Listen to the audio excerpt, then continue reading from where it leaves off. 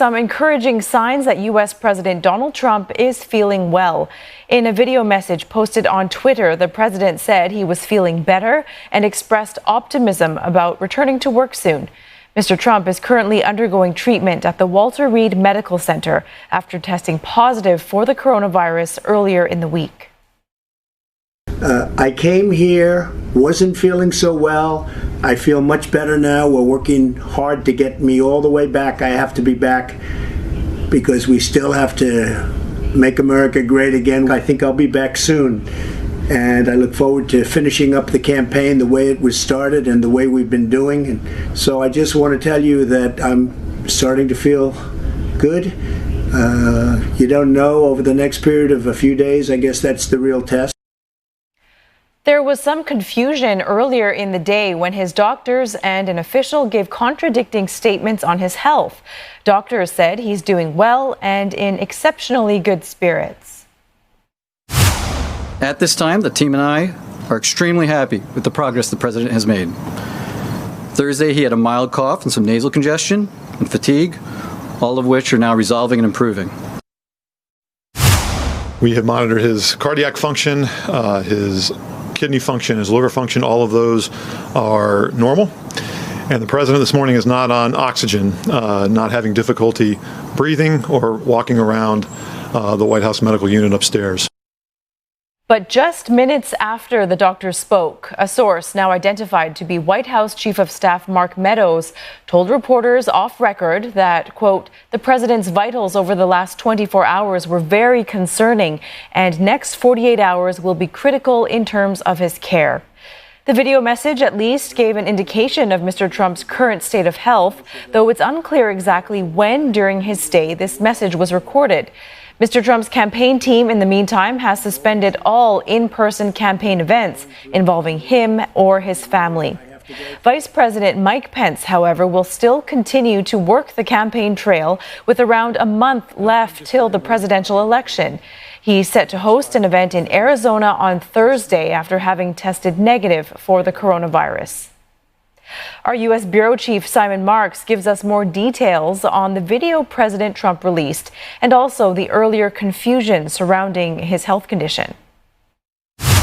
His physician came out this morning and insisted he was fine. He was responding very well to treatment. He was walking around in his suite and he was telling doctors he felt so good he thought that he could go back to the White House today, although they had no plans, of course, to send him back to the White House.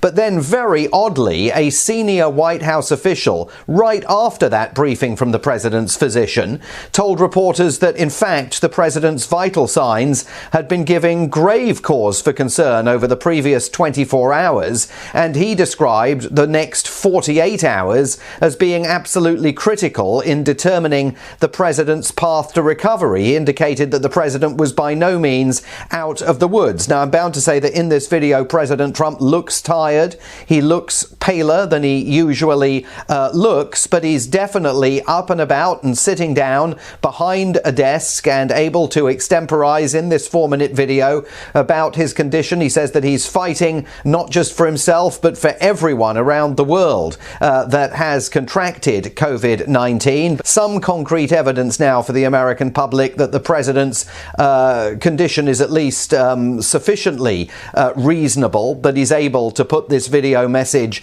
together, which raises enormous questions about why a senior White House official in off-the-record conversations with reporters indicated that the president was in a graver condition than his physicians had let on. There's also a huge lack of clarity here from the White House as to precisely when he tested positive for COVID-19. The physician indicated it happened 72 hours ago and then later in the day corrected himself. There are all sorts of difficult questions for the White House to answer as to when they suspected the president was positive and why the president, at least on Thursday, pressed on with a fundraiser in New Jersey, where he was in close proximity to a number of his supporters in the Garden State, and why he wasn't self-isolating at the White House. So this has been a pretty dreadful day for the White House communications infrastructure in terms of delivering clarity to the American people. But this video on Donald Trump's Twitter feed tonight may perhaps begin to clarify exactly what's been going on behind the scenes. The White House is now tracing Mr. Trump's contacts in what was a busy week amid his presidential campaign. Mr. Trump was in 4 different states for campaign events last Friday, the 25th of September. Of the people he was with that day, RNC Chairwoman Ronna McDaniel and Trump advisor Hope Hicks later tested positive for COVID-19. Vice President Mike Pence and advisor Jared Kushner also attended some of those events, but both have tested negative. The day after that, more than 200 people attended Judge Amy Coney Barrett's nomination ceremony at the Rose Garden. Among those at the event who later tested positive are First Lady Melania Trump, former New Jersey Governor Chris Christie, 2 senators, and former White House senior advisor Kellyanne Conway. Meanwhile, Judge Barrett herself has tested negative. On Sunday, Mr. Trump prepared for his presidential debate in the afternoon with Chris Christie and Rudy Giuliani.